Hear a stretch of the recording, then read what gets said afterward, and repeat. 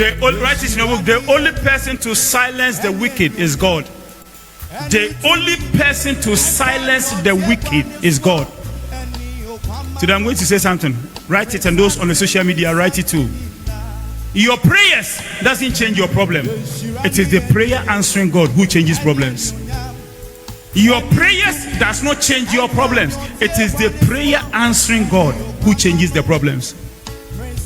If you pray, He doesn't answer, you can't have any change. So your prayers are needed, but the change is not because He listened to your prayer. It's because He Himself took a step. Your prayers doesn't change your problem. Rather, it is the prayer answering God which makes things to happen.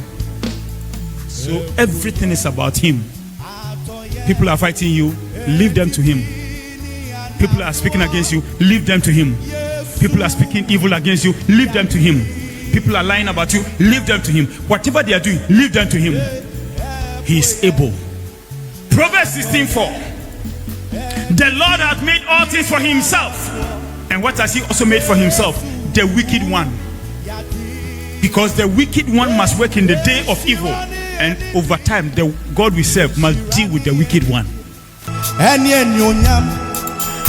to me, and can your tear one is what any okamano, resante,